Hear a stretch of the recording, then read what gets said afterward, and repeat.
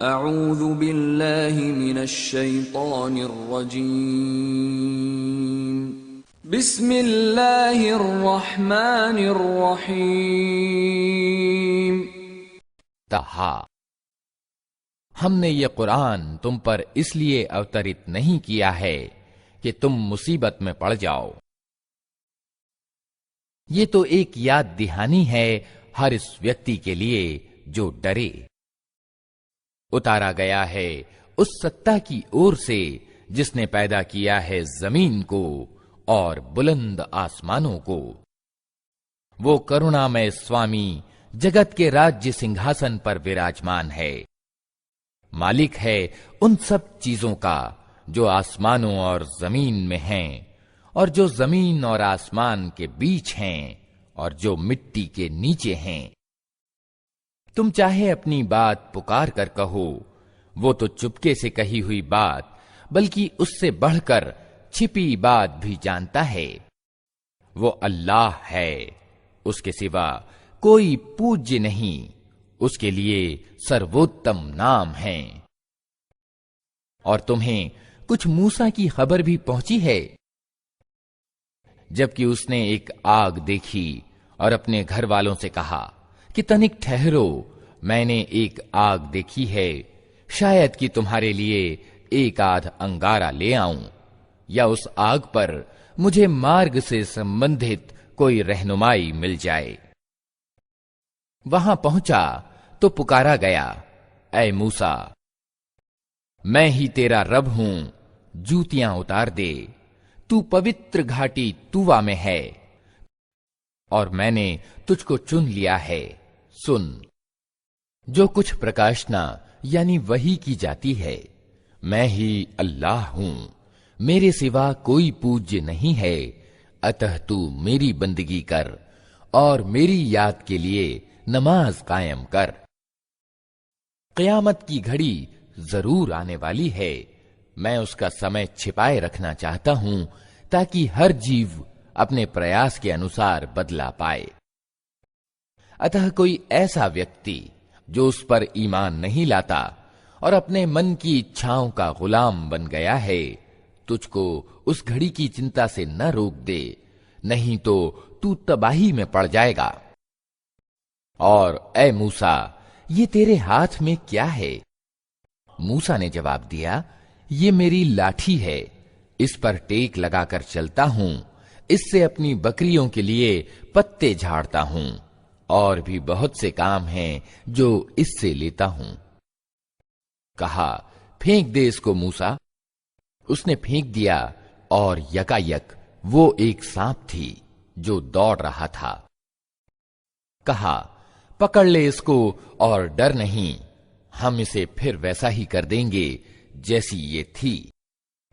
और जरा अपना हाथ अपनी बगल में दबा, चमकता हुआ निकलेगा बिना किसी तकलीफ के। ये दूसरी निशानी है, इसलिए कि हम तुझे अपनी बड़ी निशानियां दिखाने वाले हैं। अब तू फिरौन के पास जा, वो सरकश हो गया है। मूसा ने निवेदन किया, पालनहार, मेरा सीना खोल दे और मेरे काम को मेरे लिए आसान कर दे और मेरी जबान की गिरह सुलझा दे, ताकि लोग मेरी बात समझ सकें और मेरे लिए मेरे अपने कुटुंब से एक वजीर नियुक्त कर दे। हारून, जो मेरा भाई है, उसके द्वारा मेरा हाथ मजबूत कर और उसको मेरे काम में शरीक कर दे, ताकि हम अच्छी तरह तेरी पवित्रता का वर्णन करें और अच्छी तरह तेरी चर्चा करें। तू हमेशा हमारी निगहबानी करता रहा है। कहा, दिया गया जो तूने मांगा, ऐ मूसा। हमने फिर एक बार तुझ पर उपकार किया। याद कर वो समय जबकि हमने तेरी मां को इशारा किया, ऐसा इशारा जो प्रकाशना यानी वही के द्वारा ही किया जाता है, कि इस बच्चे को संदूक में रख दे और संदूक को दरिया में छोड़ दे। दरिया उसे तट पर फेंक देगा और उसे मेरा दुश्मन और इस बच्चे का दुश्मन उठा लेगा। मैंने अपनी ओर से तुझ पर प्रेम डाल दिया और ऐसा प्रबंध किया कि तू मेरी देख रेख में पाला जाए। याद कर, जबकि तेरी बहन चल रही थी, फिर जाकर कहती है, मैं तुम्हें उसका पता दूं जो इस बच्चे का पालन पोषण अच्छी तरह करे। इस तरह हमने तुझे फिर तेरी मां के पास पहुंचा दिया ताकि उसकी आंख ठंडी रहे और वो गमगीन न हो। और ये भी याद कर कि तूने एक व्यक्ति को कत्ल कर दिया था। हमने तुझे उस फंदे से निकाला और तुझे विभिन्न आजमाइशों से गुजारा और तू मदयन के लोगों में कई वर्ष ठहरा रहा। फिर अब ठीक अपने समय पर तू आ गया है, ऐ मूसा। मैंने तुझको अपने काम का बना लिया है। जा, तू और तेरा भाई मेरी निशानियों के साथ, और देखो तुम मेरी याद में कोताही न करना। जाओ तुम दोनों फिरौन के पास कि वो सरकश हो गया है। उससे नरमी के साथ बात करना, शायद कि वो नसीहत कबूल करे या डर जाए। दोनों ने निवेदन किया, पालनहार, हमें अंदेशा है कि वो हम पर ज्यादती करेगा या पिल पड़ेगा। कहा, डरो मत, मैं तुम्हारे साथ हूं, सब कुछ सुन रहा हूं और देख रहा हूं। जाओ उसके पास और कहो कि हम तेरे रब के भेजे हुए हैं। बनी इस्राइल को हमारे साथ जाने के लिए छोड़ दे और उनको तकलीफ न दे। हम तेरे पास तेरे रब की निशानी लेकर आए हैं और सलामती है उसके लिए जो सीधे मार्ग का अनुसरण करे। हमको प्रकाशना यानी वही से बताया गया है कि अजाब है उसके लिए जो झुठलाए और मुंह मोड़े। फिरौन ने कहा, अच्छा तो फिर तुम दोनों का रब कौन है, ऐ मूसा? मूसा ने जवाब दिया, हमारा रब वो है जिसने हर चीज को उसकी आकृति प्रदान की, फिर उसको रास्ता बताया। फिरौन बोला, और पहले जो नस्लें गुजर चुकी हैं उनकी फिर क्या हालत थी? मूसा ने कहा, उसका ज्ञान मेरे रब के पास एक लेख में सुरक्षित है। मेरा रब न चूकता है न भूलता है। वही जिसने तुम्हारे लिए जमीन का बिछौना बिछाया और उसमें तुम्हारे चलने को रास्ते बनाए और ऊपर से पानी बरसाया, फिर इसके द्वारा विभिन्न प्रकार की उपज निकाली। खाओ और अपने जानवरों को भी चराओ।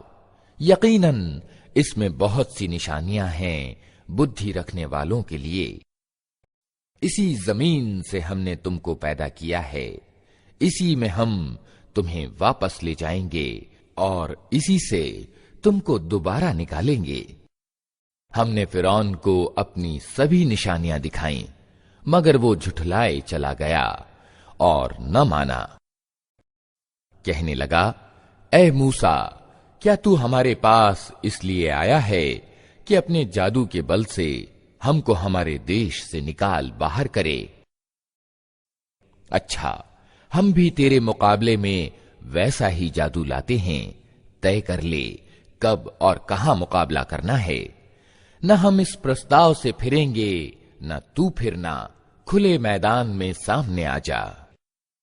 मूसा ने कहा, उत्सव का दिन तय हुआ और दिन चढ़े लोग इकट्ठे हों। फिरऔन ने पलटकर अपने सारे हथकंडे जुटाए और मुकाबले में आ गया। मूसा ने ठीक अवसर पर मुकाबिल गिरोह को संबोधित करके कहा, शामत के मारो, न झूठी तोहमतें बांधो अल्लाह पर, नहीं तो वो एक कठोर अजाब से तुम्हारा सत्यानाश कर देगा। झूठ जिसने भी खड़ा वो असफल हुआ। ये सुनकर उनके बीच मतभेद हो गया और वे चुपके चुपके आपस में मशवरा करने लगे। आखिरकार कुछ लोगों ने कहा कि ये दोनों तो सिर्फ जादूगर हैं। इनका उद्देश्य ये है कि अपने जादू के बल से तुमको तुम्हारी जमीन से बेदखल कर दें और तुम्हारी आदर्श जीवन प्रणाली का अंत कर दें, तो अपने सारे उपाय आज जुटा लो और एकजुट होकर मैदान में आओ। बस ये समझ लो कि आज जो प्रभावी रहा वही जीत गया। जादूगर बोले, मूसा, तुम फेंकते हो या पहले हम फेंकें? मूसा ने कहा, नहीं, तुम ही फेंको। अचानक उनकी रस्सियां और उनकी लाठियां उनके जादू के जोर से मूसा को दौड़ती हुई महसूस होने लगीं और मूसा अपने दिल में डर गया। हमने कहा, मत डर, तू ही प्रभावी रहेगा। फेंक जो कुछ तेरे हाथ में है, अभी इनकी सारी बनावटी चीजों को निगले जाता है। ये जो कुछ बनाकर लाए हैं, ये तो जादूगर का फरेब है और जादूगर कभी सफल नहीं हो सकता, चाहे किसी शान से वो आए। अंत में यही हुआ कि सारे जादूगर सजदे में गिरा दिए गए और पुकार उठे, मान लिया हमने हारून और मूसा के रब को। फिरौन ने कहा, तुमने उसे मान लिया इससे पहले कि मैं तुम्हें इसकी इजाजत देता। मालूम हो गया कि ये तुम्हारा गुरु है जिसने तुम्हें जादूगरी सिखाई थी। अच्छा, अब मैं तुम्हारे हाथ पांव विपरीत दिशाओं से कटवाता हूं और खजूर के तनों पर तुमको सूली देता हूं। फिर तुम्हें पता चल जाएगा कि हम दोनों में से किसका अजाब ज्यादा कठोर और ज्यादा स्थायी है, अर्थात मैं तुम्हें ज्यादा सख्त सजा दे सकता हूं या मूसा। जादूगरों ने जवाब दिया, कसम है उस सत्ता की जिसने हमें पैदा किया है, यह हरगिज नहीं हो सकता कि हम प्रत्यक्ष निशानियां सामने आ जाने के बाद भी सत्य की अपेक्षा तुझे प्राथमिकता दें। तू जो कुछ करना चाहे कर ले, तू ज्यादा से ज्यादा बस इसी दुनिया की जिंदगी का फैसला कर सकता है।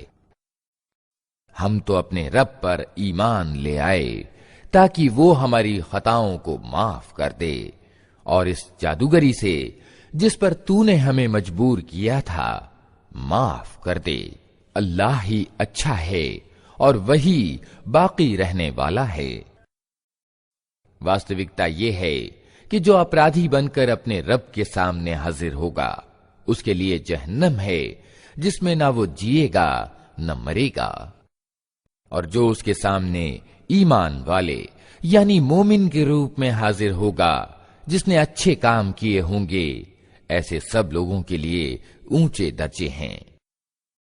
सदाबहार बाग हैं जिनके नीचे नहरें बह रही होंगी, उनमें वे हमेशा रहेंगे। ये बदला है उस व्यक्ति का जो पवित्रता अपनाए। हमने मूसा पर प्रकाशना यानी वही की कि अब रातों रात मेरे बंदे को लेकर चल पड़ और उनके लिए समुद्र में सूखी सड़क बना ले। तुझे किसी के पीछा करने का तनिक भय न हो और न समुद्र के बीच से गुजरते हुए डर लगे। पीछे से फिरौन अपनी सेना लेकर पहुंचा और फिर समुद्र उन पर छा गया जैसे कि छा जाने का हक था। फिरौन ने अपनी कौम वालों को पथभ्रष्ट ही किया था, कोई ठीक मार्ग नहीं दिखाया था। ऐ इस्राएल की संतान, हमने तुमको तुम्हारे दुश्मन से छुटकारा दिया और तूर की दाहिनी ओर तुम्हारी हाजिरी के लिए समय नियत किया और तुम पर मन और सलवा उतारा। खाओ हमारी दी हुई पाक रोजी और उसे खाकर सरकशी न करो, नहीं तो तुम पर मेरा गजब टूट पड़ेगा, और जिस पर मेरा गजब टूटा वो फिर गिरकर ही रहा। अलबत्ता जो तौबा कर ले और ईमान लाए और अच्छे कर्म करे फिर सीधा चलता रहे, उसके लिए मैं बहुत माफ करने वाला हूं। और क्या चीज तुम्हें अपनी कौम वालों से पहले ले आई मूसा? उसने निवेदन किया, वे बस मेरे पीछे आ ही रहे हैं, मैं जल्दी करके तेरी सेवा में आ गया हूं, ऐ मेरे रब, ताकि तू मुझसे खुश हो जाए। कहा, अच्छा तो सुनो, हमने तुम्हारे पीछे तुम्हारी कौम को आजमाइश में डाल दिया और सामिरी ने उन्हें पथभ्रष्ट कर डाला। मूसा बहुत ही गुस्से और दुख की दशा में अपनी कौम की ओर पलटा। जाकर उसने कहा, ऐ मेरी कौम के लोगों, क्या तुम्हारे रब ने तुमसे अच्छे वादे नहीं किए थे? क्या तुम्हें दिन लग गए हैं? या तुम अपने रब का गजब ही अपने ऊपर लाना चाहते थे कि तुमने मुझसे वादा खिलाफी की? उन्होंने उत्तर दिया, हमने आपसे वादा खिलाफी कुछ अपने अधिकार से नहीं की। मामला ये हुआ कि लोगों के जेवरों के बोझ से हम लद गए थे और हमने बस उनको फेंक दिया था। फिर इसी तरह सामिरी ने भी कुछ डाला और उनके लिए एक बछड़े की मूर्ति बनाकर निकाल लाया, जिसमें से बैल की सी आवाज निकलती थी। लोग पुकार उठे, यही है तुम्हारा पूज्य और मूसा का इष्ट पूज्य। मूसा इसे भूल गया। क्या वे देखते न थे कि न वो उनकी बात का जवाब देता है और न उनके लाभ और हानि का कुछ अधिकार रखता है। हारून मूसा के आने से पहले ही उनसे कह चुका था कि लोगों, तुम इसके कारण आजमाइश में पड़ गए हो। तुम्हारा रब तो रहमान है, अतः तुम मेरा अनुसरण करो और मेरी बात मानो। मगर उन्होंने उससे कह दिया कि हम तो इसी की उपासना करते रहेंगे जब तक कि मूसा हमारे पास वापस ना आ जाए। मूसा कौम के लोगों को डांटने के बाद हारून की ओर पलटा और बोला, हारून, तुमने जब देखा था कि ये गुमराह हो रहे हैं तो किस चीज ने तुम्हारा हाथ पकड़ा था कि मेरे तरीके पर अमल ना करो? क्या तुमने मेरे आदेश की अवहेलना की? हारून ने जवाब दिया, ऐ मेरी मां के बेटे, मेरी दाढ़ी ना पकड़, न मेरे सिर के बाल खींच। मुझे इस बात का डर था कि तू आकर कहेगा कि तुमने बनी इस्राएल में फूट डाल दी और मेरी बात का लिहाज न किया। मूसा ने कहा, और सामिरी, तेरा क्या मामला है? उसने जवाब दिया, मैंने वो चीज देखी जो इन लोगों को दिखाई न दी, अतः मैंने रसूल के पदचिन्हों से एक मुट्ठी उठा ली और उसको डाल दिया। मेरे मन ने मुझे कुछ ऐसा ही सुझाया। मूसा ने कहा, अच्छा तो जा, अब जिंदगी भर तुझे यही पुकारते रहना है कि मुझे न छूना, और तेरे लिए जवाब तलबी का एक समय निश्चित है जो तुझसे हरगिज न टलेगा। और देख अपने इस पूज्य को जिस पर तू रिझा हुआ था, अब हम इसे जला डालेंगे और चूर्ण विचूर्ण करके दरिया में बहा देंगे। लोगों, तुम्हारा पूज्य तो बस एक अल्लाह ही है, जिसके सिवा और कोई पूज्य नहीं है। हर चीज पर उसका ज्ञान हावी है। ऐ नबी, इस तरह हम पिछले बीते हुए हालात के समाचार तुमको सुनाते हैं, और हमने विशेष रूप से अपने यहां से तुमको एक जिक्र यानी उपदेश का पाठ प्रदान किया है। जो कोई उससे मुंह मोड़ेगा वो क़यामत के दिन पाप का कठिन बोझ उठाएगा, और ऐसे सब लोग हमेशा के लिए उसके वबाल में गिरफ्तार रहेंगे, और क़यामत के दिन उनके लिए इस अपराध के दायित्व का बोझ बड़ा दुखद बोझ होगा। उस दिन जबकि सूर यानी नरसिंघा फूका जाएगा और हम अपराधियों को इस हाल में घेर लाएंगे कि उनकी आंखें डर के मारे पथराई हुई होंगी। आपस में चुपके चुपके कहेंगे कि दुनिया में मुश्किल ही से तुमने कोई 10 दिन गुजारे होंगे। हमें खूब मालूम है कि वे क्या बातें कर रहे होंगे। हम ये भी जानते हैं कि उस समय उनमें से जो ज्यादा से ज्यादा सावधानी से अनुमान करने वाला होगा, वो कहेगा कि नहीं, तुम्हारी दुनिया बस एक दिन की जिंदगी थी।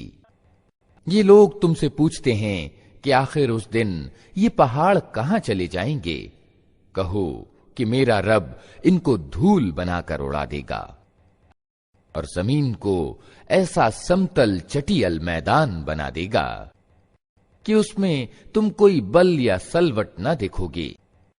उस दिन सब लोग पुकारने वाले की पुकार पर सीधे चले आएंगे, कोई तनिक अकड़ न दिखा सकेगा, और आवाजें रहमान के आगे दब जाएंगी, एक सरसराहट के सिवा तुम कुछ न सुनोगे। उस दिन सिफारिश कारगर न होगी सिवाय इसके कि किसी को रहमान इसकी इजाजत दे और उसकी बात सुनना पसंद करे। वो लोगों का अगला पिछला सब हाल जानता है और दूसरों को उसका पूरा ज्ञान नहीं है। लोगों के सिर उस जीवंत और कायम रहने वाले के आगे झुक जाएंगे। असफल होगा जो उस समय किसी जुल्म का पाप भार उठाए हुए हो, और किसी जुल्म और हक मारे जाने का खतरा न होगा उस व्यक्ति को जो अच्छे कर्म करे और इसके साथ वो ईमान वाला भी हो। और ए नबी, इसी तरह हमने इसे अरबी कुरान बनाकर उतारा है और इसमें तरह तरह से चेतावनियां दी हैं कि शायद ये लोग गलत नीति अपनाने से बचें या इनमें कुछ होश के लक्षण इसके कारण पैदा हों। अतः उच्च है अल्लाह वास्तविक सम्राट। और देखो, कुरान पढ़ने में जल्दी ना किया करो जब तक कि तुम्हारी ओर उसकी प्रकाशना यानी वही पूर्णता को प्राप्त ना हो, और दुआ करो कि ऐ पालनहार मुझे और अधिक ज्ञान प्रदान कर। हमने इससे पहले आदम को एक आदेश दिया था, मगर वो भूल गया और हमने उसमें दृढ़ संकल्प न पाया। याद करो वो समय जबकि हमने फरिश्तों से कहा था कि आदम को सजदा करो।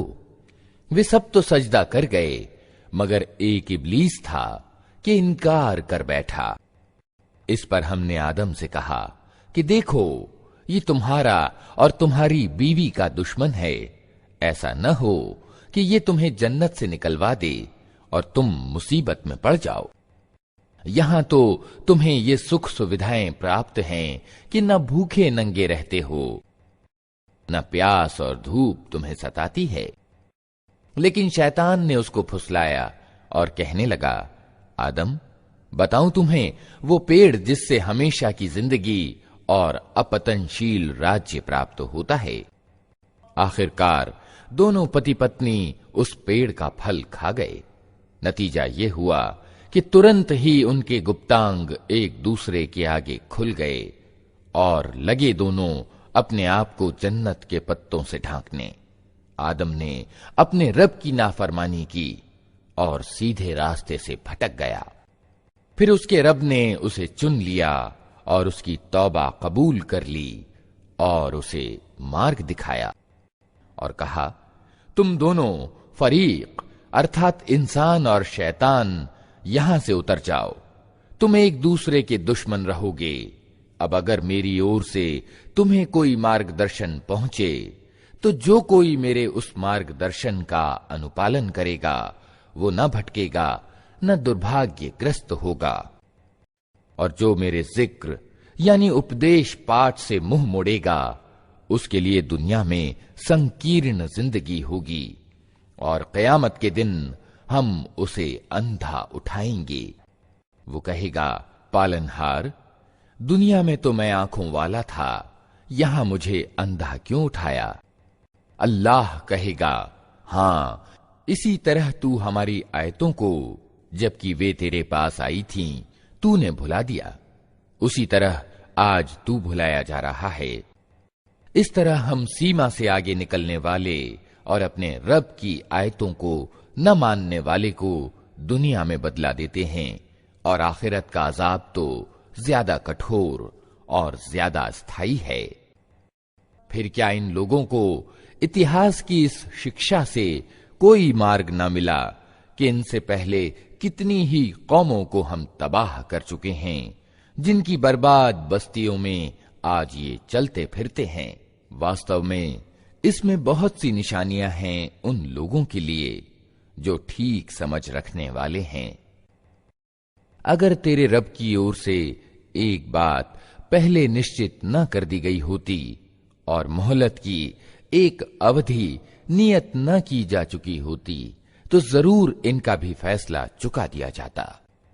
अतः ए नबी, जो बातें ये लोग बनाते हैं उन पर सब्र करो और अपने रब के गुणगान एवं प्रशंसा के साथ उसकी बड़ाई बयान करो, सूरज निकलने से पहले और सूरज डूबने से पहले, और रात की घड़ियों में भी तस्बीह करो और दिन के किनारों पर भी, शायद कि तुम राजी हो जाओ।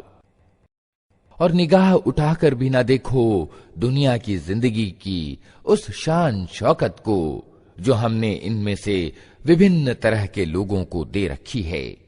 वो तो हमने उन्हें आजमाइश में डालने के लिए दी है, और तेरे रब की दी हुई हलाल रोजी ही ज्यादा अच्छी और ज्यादा स्थायी है।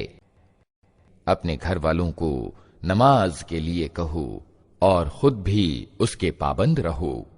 हम तुमसे कोई रोजी नहीं चाहते, रोजी तो हम ही तुम्हें दे रहे हैं, और परिणाम की भलाई धर्म परायणता यानी तकवा ही के लिए है। वे कहते हैं कि ये व्यक्ति अपने रब की ओर से कोई निशानी यानी चमत्कार क्यों नहीं लाता, और क्या उनके पास अगली पुस्तकों यानी सहीफों की समस्त शिक्षाओं का स्पष्ट बयान नहीं आ गया।